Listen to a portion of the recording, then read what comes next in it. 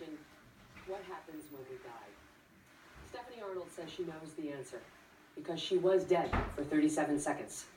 She flatlined while giving birth to her second child, and a glimpse of what happens after death forever changed her life. I knew 100% I was going to die giving birth to my son. I had premonitions for months, detailing how it was going to happen. They were terrifying. I told everyone who would listen. And then it happened.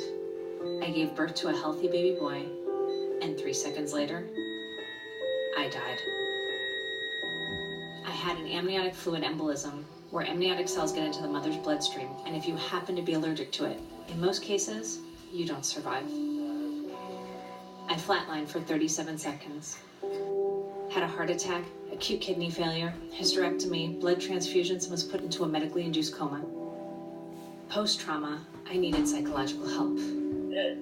I went into regression therapy, which uses hypnotherapy to take the patient back to the trauma. The EKG machine went flat. It was like a movie playing in front of me in 3D. I was able to see my anesthesiologist by my feet, who hit the button for the code, which nurse gave me CPR. Hard to believe it could be true, but when all of it was verified by those who were there was no denying it. There is not a day that goes by that I don't feel blessed, and not a day that goes by that I don't appreciate life.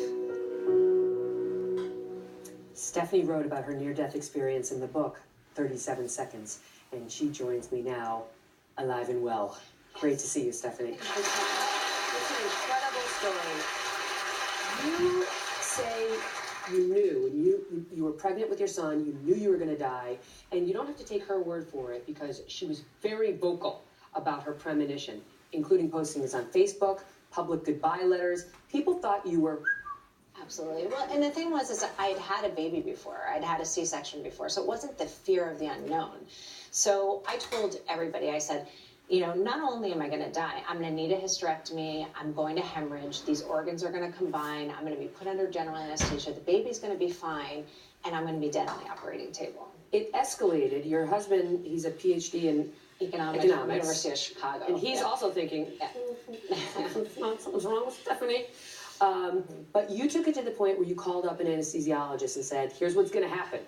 And that person did something critical. Tell us. So after telling everybody, you know, this was like my last phone call with another consultation. And she said something didn't sit right when she explained to me how I was going to recover. Typical recovery, you know, what have you. And then she said, and then I said, what happens in the event this, and this happens? And she said she was startled by it. And after we hung up, feeling like she didn't help me, she flagged my file and incorporated extra blood in a crash cart in the operating room. And she needed both of those things.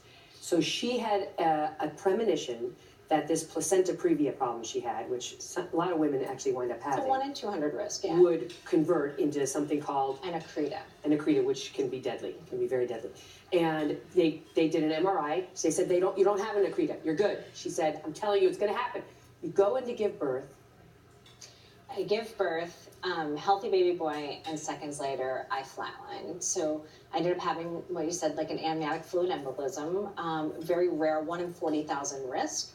And, you know, if you don't have the tools, like for the crash cart and the extra blood, you're not going to make it. So you start the first phase of an amniotic fluid embolism, flatline, heart attack, everything, and then you go into DIC, which is your body's inability to clot blood. Your body normally has 20 units of blood. I was given 60 units of blood and blood product. She was gone. She was gone. All the things happened. She had to have a hysterectomy. Everything she said would happen happened. The head of OB anesthesia at Northwestern Medical Hospital. I mean, this is one of the best hospitals in the country. Okay, the head of it. Her name is Dr. Nicole Higgins, said, I have no explanation for it all. All I know is she had knowledge, this is her memory of what happened, of certain events and people and situations in that room that would have been impossible for her to know. Eyes taped shut, drape in front of you. You know when you have a C-section, there's the drape. And tell them what you could see. So I saw who hit the button for the code. I saw that my anesthesiologist was down by my feet. I saw the nurse that jumped on my chest to give me CPR. I saw what was happening down the hall with my other child in the labor and delivery room. My husband wasn't present at the time, but I saw what he was wearing when he got off the plane. I saw, I had heard my doctor say over and over again, this can't be happening, this can't be happening. And I said to her later, I said, did you say that? And she said, I did, but in my head. Tell them before we're going to carry over, but you also saw spirits. Yes, so including one in particular. I saw many things.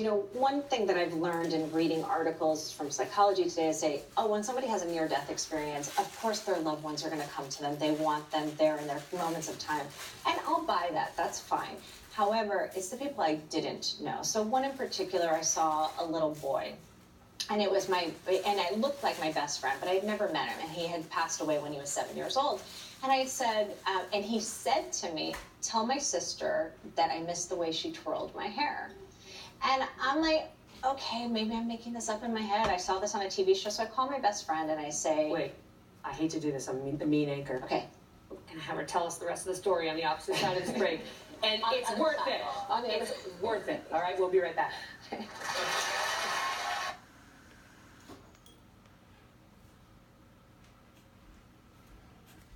Accolades or how well liked you are. It depends on you and that beauty, that warmth, that feeling of love and joy, right? That's you. Right. And that energy stays. To bring the room down, the skeptics would say, sure. They'd go back to, and they'd say, no, that's that's physical brain activity, creating images in Stephanie's head that had nothing to do with spirit or afterlife. It doesn't make any sense. So I can accept what they say, and maybe it's because they want to put blinders on and they want to believe that no, science has to explain everything. But I'm telling you, I've met with astrophysicists and theoretical physicists and astronauts and people with big letters behind their names that give me a scientific explanation because it keeps happening. There are things that I feel from people that I'm like, you need your blood checked out because there's something wrong with your liver, or there's... You want people to trust their intuition. I do, because at the end of the day, even though you can't categorize the intuition or your sixth sense into one of the five senses, doesn't mean it doesn't exist. So I always say, if you sense something, say something. And that goes for both the medical community and also for the patients. This is what her doctor said. I can't give you a medical explanation for this. You need to go spiritual. And spiritual, she did. Thank you so much for telling us your story. So glad you're well. And your baby's well? The baby's 4 now. She's well on the radio. Up next, Dr. Oz.